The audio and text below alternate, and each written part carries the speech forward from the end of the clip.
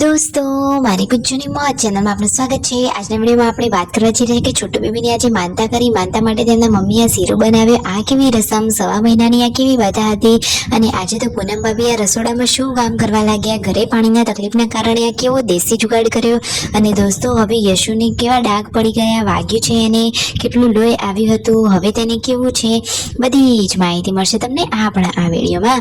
મારી ચેનલ પર નવા હોય તો ચેનલને ફટાફટ લાઈક શેર અને સબસ્ક્રાઇબ કરી દો। Full video in Thakor family blog channel દોસ્તો ફૂલ વિડીયોની લિંક ડિસ્ક્રિપ્શનમાં મૂકેલી છે, ત્યાં જઈ તમે આખો વિડીયો વોચ કરી શકો છો। આવી ટૂંકી ટચુકડી લાઈવ લેટેસ્ટ ટ્રેન્ડિંગ માહિતી મેળવવા માટે કરી દો મારી ચેનલને ફટાફટ સબસ્ક્રાઇબ। તો ચાલો દોસ્તો વધારે રાહ ન જોતા આપણે વિડીયોની શરૂઆત કરી દઈએ। તમે વિડીયોમાં લાઈવ જુઓ કે આજે તો તેમના મમ્મી સવારે વહેલા શીરો બનાવી રહ્યા છે, એ પણ ચૂલા ઉપર, કારણ કે ઘરમાં ગેસનો બાટલો તો ખતમ થઈ ગયો છે, તો હવે શીરો તો બનાવવાનો વારો આવી ગયો છે ચૂલા ઉપર। આજે છોટુ બેબીને સવા મહિનાની માનતા પૂરી કરવાની છે, તો આજે પૂનમ ભાભી રસોડામાં કામ કરી શકશે। હવે આજથી એમની લેબરાઈટ શરૂ।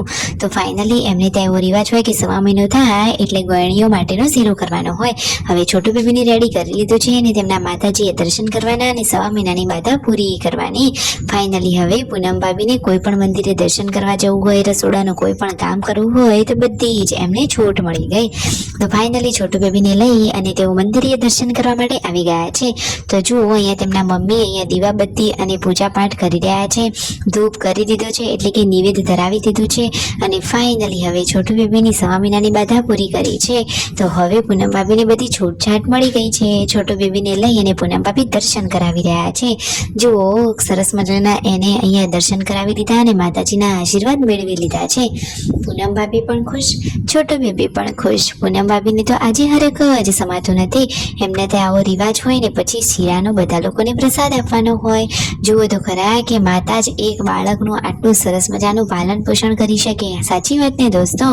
જુઓ પોતાના બાળક માટે માતા કેટલીય વસ્તુઓનો ત્યાગ કરે છે, કેટલીય વસ્તુ તજી દે છે અને ફાઇનલી પછી અહીંયા શીરાનો બધા લોકોને પ્રસાદી વેચી, સંજયભાઈ બધા લોકોને પ્રસાદી વેચી રહ્યા છે। તો મિતાશ કહે છે કે સૌથી પહેલા મને આપો, આપો ને મને સૌથી પહેલા। જુઓ બધા જ લોકોને પ્રસાદી આપી ને પછી એ તો ઘરે આવ્યા અને આજે તો ગુડ્ડુને પણ તાવ આવ્યો છે એટલા માટે એ પણ સ્કૂલમાં ગઈ જ નથી। આ બાજુ હવે પૂનમ ભાભી અને પાર્વતી ભાભી તો જમવા માટે પણ બેસી ગયા છે અને બીજા બધા લોકો જમવા માટે કેમ નથી આવ્યા।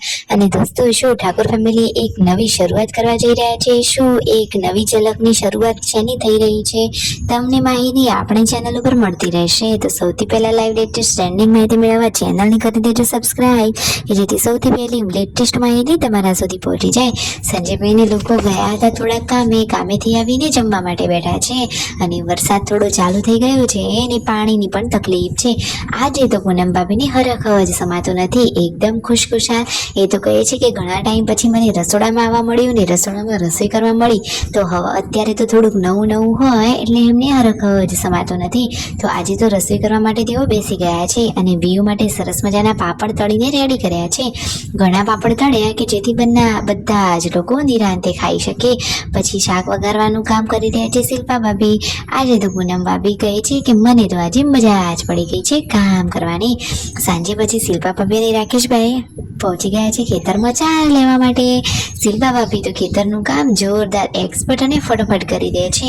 તો ફાઇનલી ઘરના કામો પણ એક્સપર્ટ, સિલાઈ મશીનના કામો પણ જોરદાર માસ્ટરગીરી અને ખેતરના કામો પણ એક નંબર, એટલે જ આપણા શિલ્પા ભાભી, સાચી વાત ને। જુઓ સરસ મજાની વઘારેલી ખીચડી બનાવી લીધી છે, એકદમ ટેસ્ટી ચટાકેદાર બની છે, જોતા જ મોઢામાં પાણી આવી જાય એટલી ટેસ્ટી મસ્ત વઘારેલી ખીચડી।